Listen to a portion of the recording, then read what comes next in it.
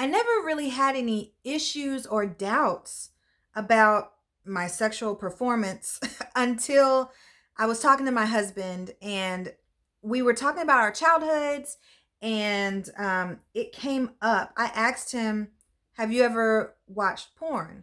And he said yes. He told me what age he was when he was first introduced to it.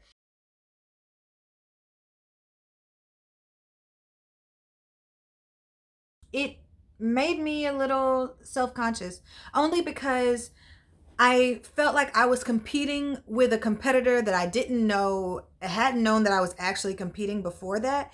And it made me feel like maybe I didn't have as much time as I thought I did. And when I say that, I mean, for example, I was talking to a friend and she was going and buying outfits for her husband. Well, for her to wear for her husband.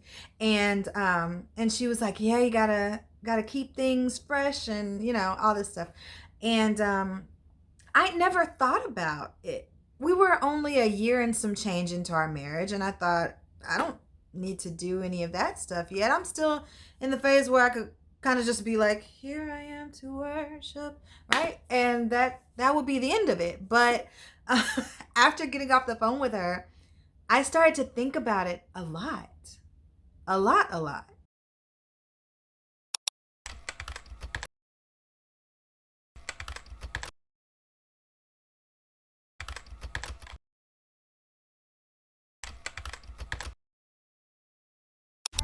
I will trust your love. I will trust your words. I will trust your wisdom. Yeah. I will put you first. Hey guys, it's Ryan. Welcome back for another episode of Wife Life. So in this video, what I want to talk to you guys about are the two things that I discovered that I can offer my husband that he can't get from pornography. In the beginning of our relationship, I felt like I needed to compete with everything out there because I wanted to make sure that my husband maintained interest in me. And that was not where I needed to be putting my focus. He chose me. He married me because of my brand of sexy, of confident. And the moment that I started to lose my confidence is the moment that everything about me that was attractive fades away. And women, the most attractive thing about you is your confidence that you bring into the relationship, that you are sure of yourself, and everything else about your character shines through because you're confident enough to be the full version of you. The problem is that we allow all these outside things, social media, things that we insinuate from what our spouse says, things that we insinuate from what our spouse does not say, and it causes us to dwindle in our self-esteem from things that we're consuming and that we're construing, and that causes us to just become less and less of the person that we are. Our volume goes to like 5. You need to be saying, "Alexa, volume 10." Like, raise it on up and be fully yourself, because that is what gives him confidence in you. Your confidence in yourself gives everyone around you confidence and gives them freedom to be fully themselves. And what does everyone love about the people that they surround themselves with? They love the fact that when I'm around you, and I say this to my husband, when I'm around you, I feel like I can be fully me. And one of the reasons why I feel like I can be fully me is that he encourages me by being fully him. And so we can both come together, be the out loud version of each other and complement each other in that way and feel confident like that. That's the beauty of any type of relationship. But when you're around people that have a lower self-esteem, that feed off of you and just drain you, that is tiring. Yeah, we want our husband to affirm us. We need our husband to affirm us. However, that is to affirm the relationship, not ourselves. So when you're waiting for your husband to affirm you because you don't feel good about you, that's an issue.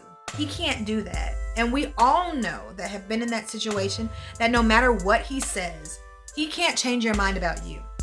he can change your mind about how he feels about you. And for a little while, you can get confidence in that. It's kind of a boost. It's kind of like a spare tire. It can only get you so far, and you can't go that fast. You don't have superpowers, girl. You still gotta go get a new tire. But that's a little nugget.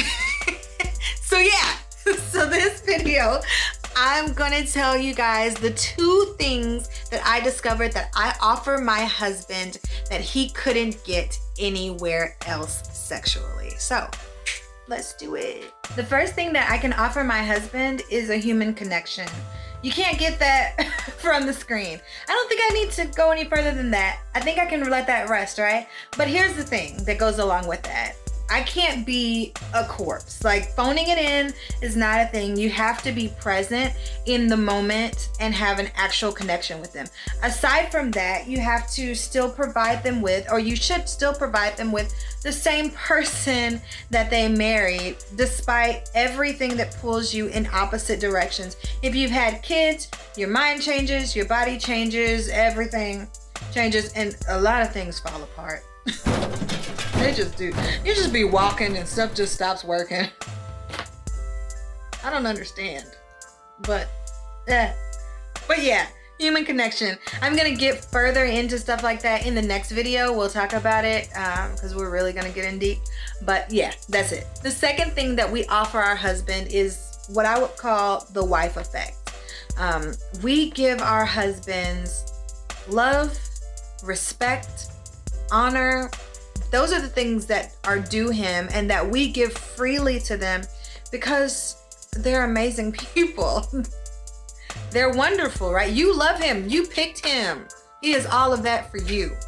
And that's something that should be translated through sex. Yes, it is a giving of yourself, but you're also receiving him, right? So in that moment, you can connect with your spouse. Now, I'm not saying that every time needs to be deep. It's okay to not be deep every time. You don't have to look into each other's eyes longingly and you're my whole world and all that stuff, because sometimes ain't nobody got time for that, okay? We just don't. It doesn't have to be deep every time. However, that's what she said. However, it does, you do offer that connection with your husband, and you offer him that in a way that nobody else can. Nobody. That's what you give him. That feeds the soul. That type of affirmation, that type of I'm looking at you like the leader that you are, that boost is exactly what people need. That's the connection that everyone wants, but it's something that only your spouse can give. So why would I try to become this porn star girl that's just in it for the sex and all the words and I can't even pretend to know how to do it, y'all, because it'd be awkward and you'll laugh at me. But why would I feel the pressure to try to become that girl and leave and abandon everything else and skip it completely? All you're doing then is putting yourself in the same category as every other girl out there. What's the point?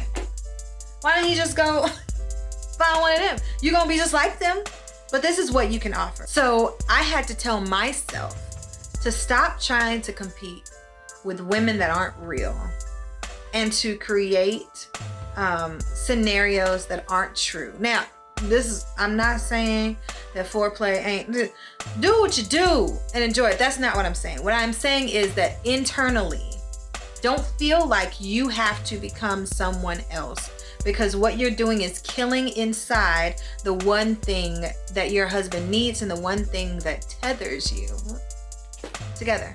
Something clicked in me where it became deeper than I'm enjoying us being together. It became deeper than the affection part of it, which I'm reading a book right now and it's crazy. I'm gonna try to remember which book it is. I'm gonna find it. I'm gonna post the name of it and stuff, a link in the description. But what the author talks about is she surveyed women and it was daunting, the number. I want to say it was like around 60% of married women said that they would be okay with never having sex with their husband again if they were still able to have his affection. If they were able to just hug and cuddle and touch and kiss, they would be fine for the rest of their marriage. And that was going from women that were married for 1 year to women that were married for 30 plus. It was universal that they would rather just, and it's, I mean, that's consistent. So it can't just be one person watching this video that feels that way. There are so many more. We just don't know how to articulate it, and we feel bad for even saying it, but it's real. And that took me realizing that wife effect in sex. It made me look at my husband differently, and it took our intimacy deeper, or it took me deeper into our intimacy, because it was just another layer of something that I was offering. And sex is all about vulnerability and trust, but really it's about just release. And that's the only way that you can really enjoy it to the fullest, is being able to release and relax and to take it all in. And that's what she said. Stop. We'll talk about this stuff a little bit further in the next video, because reading these books and having more candid conversations with women, with wives, we're not experiencing intimacy to the fullest of what God created it to be. And this isn't just about getting yours and enjoying sex. No, this is about really understanding what God created, how he created our bodies, what he did when he gave us sex and desires. Because a lot of women, when they talk about, you know, I really want to get married, I have this urge. It's what they're saying is, I love him so much and I don't know how to fully express it. I just want to be close to him. We would be content if we laid naked together in the bed and just cuddled and spooned the rest of the night and we just felt the presence. Most women would be good. So if you're watching and you're like, that's me, it's okay. Because most women are like that. The data proves it. We don't have to keep hiding, y'all, and acting like it ain't real. But there's solutions for it. And it's not, I mean, it's not hopeless. You can also enjoy, get the same effects that he got. So we'll talk about it in the next video. But thank you guys for watching. The kids just got here. Can you hear them? So yeah, I'll talk to you guys later. Bye.